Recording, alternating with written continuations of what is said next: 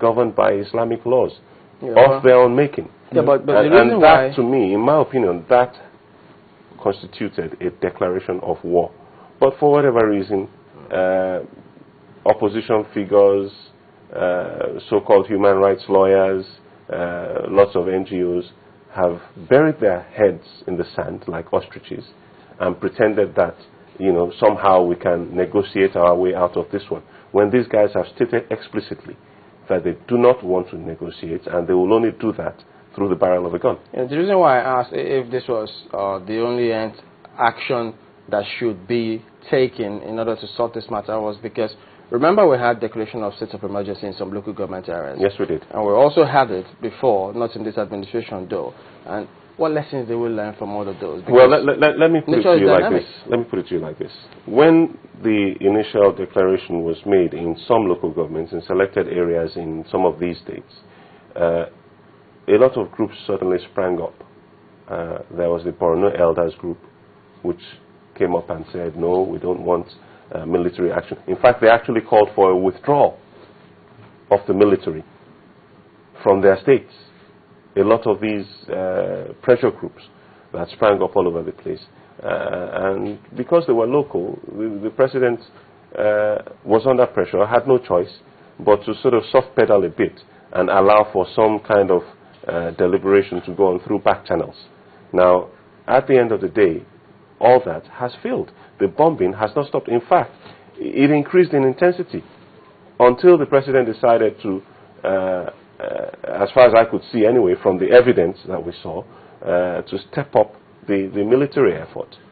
And you saw that several arrests were made, several of the hideouts of these people were attacked and razed to the ground. And that's when we started seeing a decline in the rate of bombings. There was a period when it was almost every Sunday. Every Sunday, another church was bombed.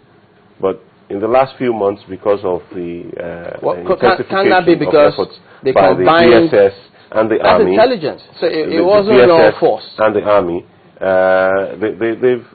they've managed to curtail the excesses of these people. But as he also said, I mean, they control some local governments, and so they really have to take this action. But remember, we've had this situation, a state of emergency in Plateau State. But look at what we have in the state now. Again, let's come back to what I said earlier.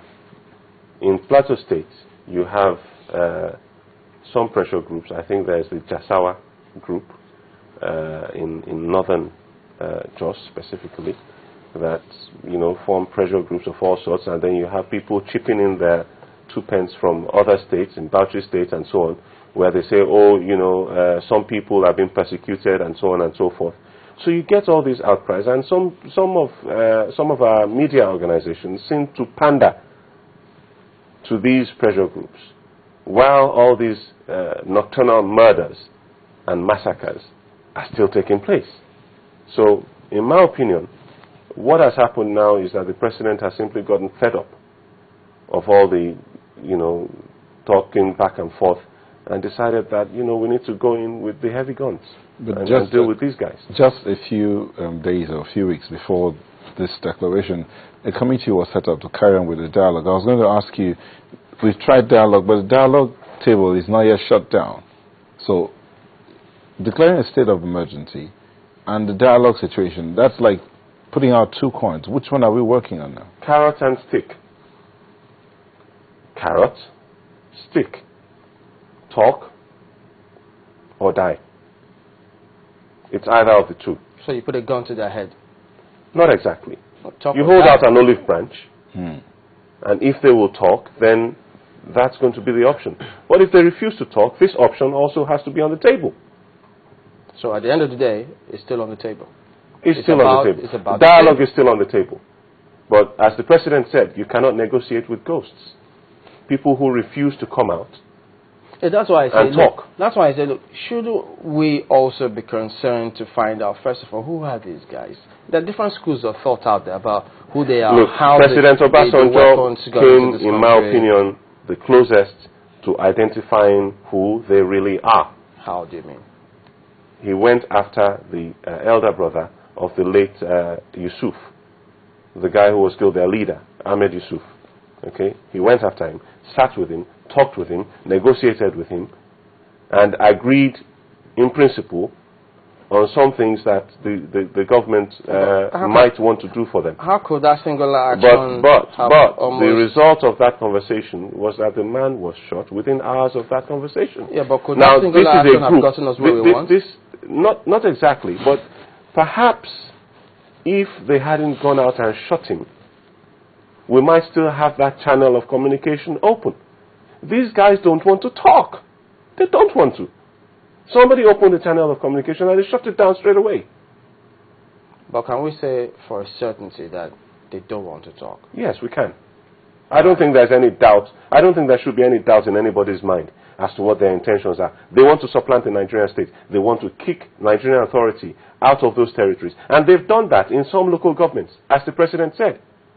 So, shouldn't we also perhaps... We should stop wasting time and fucking about. We should move in there, going with the heavy guns, and take back our territory. Take back what belongs to us. How long do you expect them to be As long as it takes. 3, 4, As 5? long as it takes. That's my opinion. And you think that will solve the problem? Huh? I think it will solve the problem. There are those who believe that a use of intelligence would have been more effective. Yes, we are using intelligence, but guess what's happening to our intelligence operatives? In service and out of service, they are being hunted down one by one. Who is by the Boko Haram people? People are being shot in their homes. Courageous men and women working in the service of the Nigerian state are being hunted down when they are on duty or off duty. People who have retired and left the service are being shot to death. Now, you cannot continue to pussyfoot around the issue.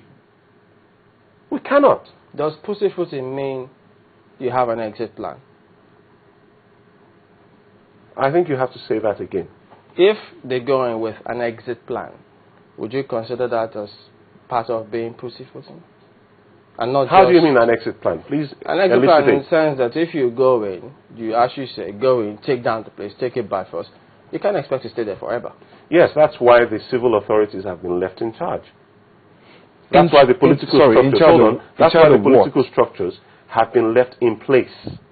So that, you know, in the past when we've had declarations of state of emergency, the governor has been removed, the local government chairmen have been removed, and military administrators have been put in their place to run the state for the period that the state of emergency would last. Now, in my opinion, the way it's been done this time suggests that the president is mindful of the need for continuity of governance, so that what the military have been brought in to do is to restore order. Okay? And once order has been restored, as they're restoring order, okay, the roads continue to be fixed, hospitals continue to be provided, school services continue to be provided, and so on. That's the whole idea, in my opinion. Now, that brings me to, what you've just said, brings me to some of the criticism that we've heard lately against this action taken by the president. The owner of one of the opposition parties was reputed to have stated recently that the state of emergency was uncalled for, it was needless, and that it was geared towards 2015. I've never heard such rubbish in my life. Such utter rubbish. Don't forget when hundreds of Nigerians are losing their lives daily. Pregnant women are being disemboweled. Okay? People are being beheaded. Ghastly things are being done to fellow Nigerians. These are Nigerians. These are not, you know, some people far away in Afghanistan or somewhere like that. These are Nigerians. Our own people are being killed. And all that some members of the opposition can think about is 2015. I don't get it. What is the motivation of these people? What drives them? What is their agenda? What plans do they have for the Nigerian people? Well, maybe. Why would anybody in their right mind question